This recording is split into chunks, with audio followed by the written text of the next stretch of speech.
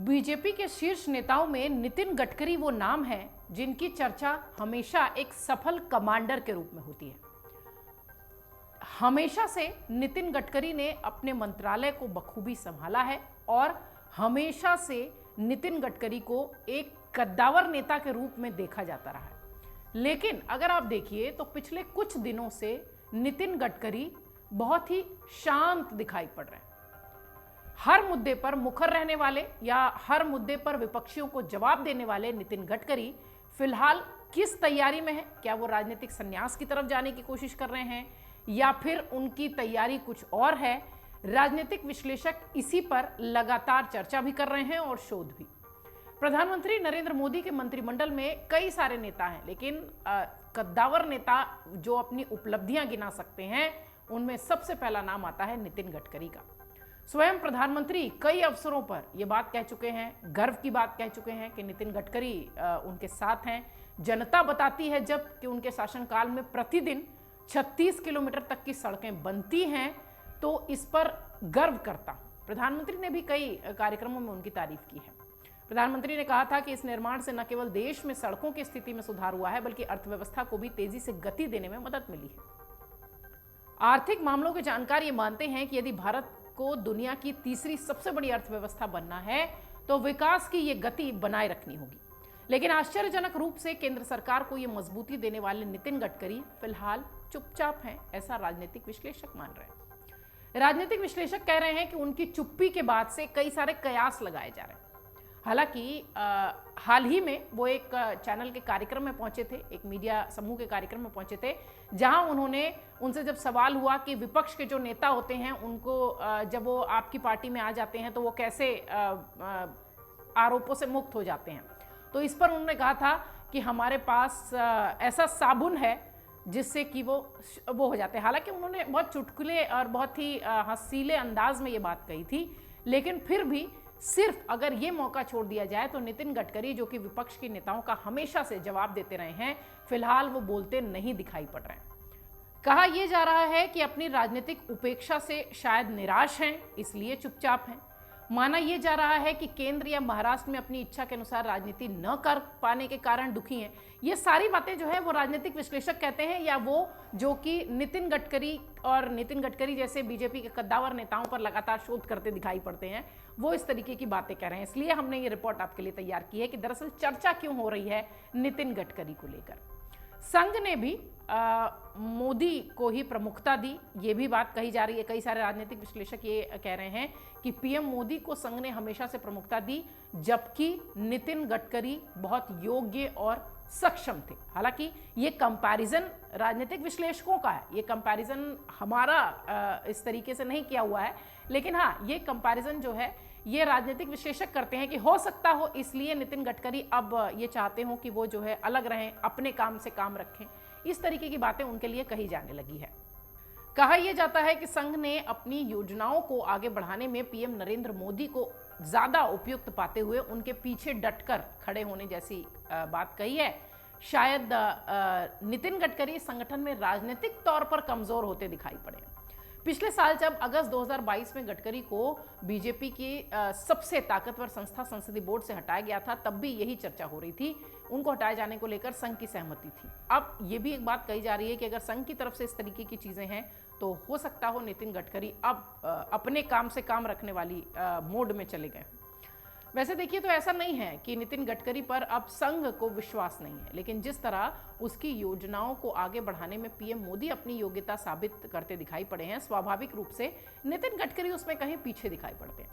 संघ और बीजेपी के जानकार ये मानते हैं कि गडकरी अभी भी आरएसएस के करीबी नेताओं में माने जाते हैं। उन पर संघ के बड़े नेताओं का आशीर्वाद है, लेकिन समय की मांग को देखते हुए नागपुर ने भी उन्हें पिछली सीट पर बैठने का संकेत दिया हुआ है।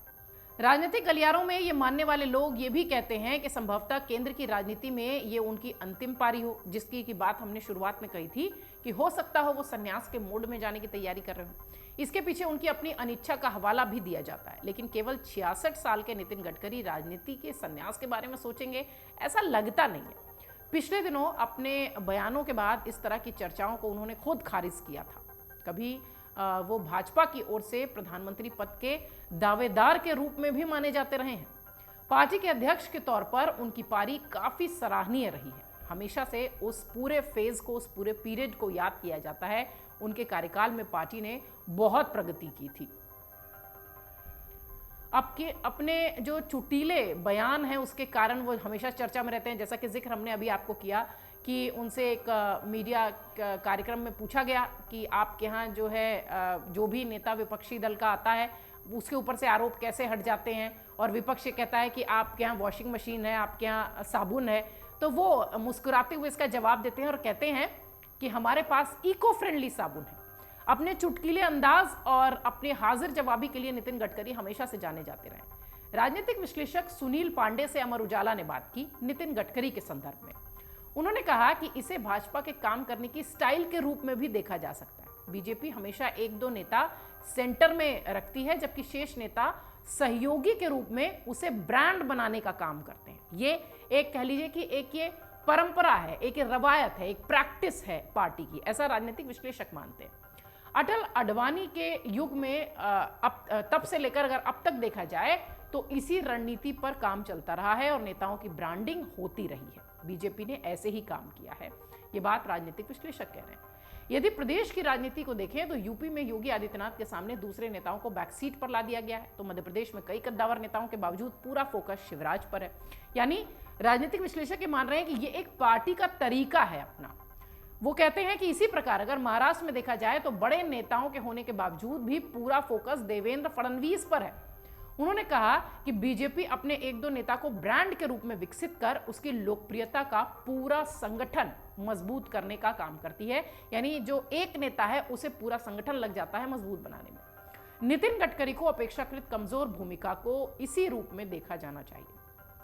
दूसरी बात, नितिन गडकरी पर संघ का आशीर्वाद अभी भी बना हुआ है। ऐसे में पीएम नरेंद्र मोदी के लिए उन्हें नजरअंदाज करना आसान नहीं होगा, ये बात राजनीतिक विश्लेषक कह रहे हैं। लेकिन ये भी समझना चाहिए कि प्रधानमंत्री अपने सबसे मजबूत हाथ को कमजोर क्यों करना चाहेंगे। वो तो चाहेंगे कि उनका ये परिवहन जो मंत्रालय है वो उपलब्धियां देता रहे, मजबूती से वो बताते रहें, अच्छे लोगों को संगठन में लाकर बेहतर प्रदर्शन कराना प्रधानमंत्री की विशेषता है। अश्वनी वैष्णव हो, आर.के. सिंह हो, हरदीप सिंह पुरी हो, एस जयशंकर हो, ये वो नाम हैं जिसको प्रधानमंत्री ने खुद अपने इर्द गिर्द अपने मंत्रालयों में जोड़कर एक विकास का अलग रूप देने की कोशिश की है। क्योंकि पीएम नरेंद्र मोदी उनके कामों की क्षमता को पसंद करते हैं, उनके काम को जानते हैं। इसलिए ऐसे में उन्हें नहीं लगता कि प्रधानमंत्री अपने उस हाथ को कमजोर करना चाहेंगे जो कि सबसे बेहतर प्रदर्शन करता हो।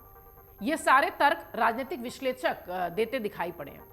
इधर सड़क परिवहन और राजमार्ग मंत्री नितिन गडकरी ने स्वयं अपने लिए नया पैमाना निर्धारित किया है। उनका लक्ष्य है कि साल 2024 में प्रतिदिन सड़क निर्माण का औसत बढ़ाकर 45 किलोमीटर तक कर दिया जाए। यदि ये लक्ष्य हासिल किया जा सका तो देश में प्रतिवर्ष 16,000 किलोमीटर से ज्यादा की सड़कों का निर्माण होगा। ये वैश्विक स्तर पर एक रिकॉर्ड भी माना जाएगा। 2020-21 के कोरोना काल में भी सड़क निर्माण की जो गति थी उसका रिकॉर्ड 36.4 किलोमीटर प्रतिदिन तक पहुंच गया था। इस वर्ष गत वर्ष की भांति 29 किलोमीटर प्रतिदिन तक रह सकता है। इसी तरह काम करने की क्षमता को लगभग 1.5 गुना तक बढ़ा पाना आसान नहीं है, लेकिन नितिन गडकरी ऐसे ही कठिन लक्ष्यों को हासिल करने के लिए जाने जाते रहे हैं और इसीलिए उन्हें जाना जाता है। अर्थशास्त्र के अनेक विद्वान मानते हैं कि मूलभूत ढांचे में किया जा रहा यह निवेश कोरोना काल में भी भारतीय अर्थव्यवस्था को गति देने में सहायक सिद्ध हुआ था। यही वो वजह थी। इस समय भी बाजार में मांग पैदा करने के हिसाब से इस सेक्टर को सबसे ज्यादा मजबूत माना जाता है। यानी केंद्र सरकार अर्थव्यवस्थाओं को जिस तेजी से हासिल करना चाहती है, जिस गति से बढ़ाना चाहती है, उसके लिए सड़क निर्माण बेहद महत्वपूर्ण है। न केवल 30 आधारभूत उद्योगों में ये मांग पैदा करने वाला है, बल्कि सड़कों का जाल बढ़ने के कारण दूसरे उद्योगों को भी काफी फायदा मिलेगा। और नितिन गडकरी अब 2024 के लिए अपने लिए एक और बड़ा लक्ष्य सामने रखे हुए हैं। यानी नितिन गडकरी को लेकर जो राजनीतिक विश्लेषक ये कह रहे हैं कि हो सकता है वो 66 साल की उम्र में संन्यास के मूड में हो, इसलिए चुपचाप और शांत हो, तो ऐसा नहीं लग रहा है। क्योंकि नितिन गडकरी बीजेपी के ऐसे कद्दावर नेता हैं जो हमेशा से नेतृत्व को मजबूत करते रहे हैं और विपक्षियों को जवाब देने में भी उनका कोई सानी नहीं है। इन दिनों वो जरूर अपने काम से काम रखने वाले मोड में दिखाई पड़ रहे हैं, लेकिन ये इसका कतई मतलब नहीं है कि नितिन गडकरी संन्यास के मूड में है, क्योंकि राजनीतिक विश्लेषकों का जो पूरा आकलन है वो ये कहता है कि पार्टी का एक ट्रेंड है कि एक आदमी केंद्र में होगा और सभी उसे मजबूत करने के हिसाब से होंगे। अटल अडवाणी के दौर से भी यही सारी चीजें चली आ रही है। शायद नितिन गडकरी भी इस वक्त उसी मूड में है। अमर उजाला अब आपके टीवी पर भी। अपने स्मार्ट टीवी पर YouTube पर सर्च करें अमर उजाला, चैनल सब्सक्राइब करें और देखें ताजा खबरें, वो भी HD क्वालिटी में। और हाँ, बेल आइकन दबाना ना भूलें ताकि हर खबर हो आपके घर। अमर उजाला, निष्पक्ष, निर्भीक, निरंतर।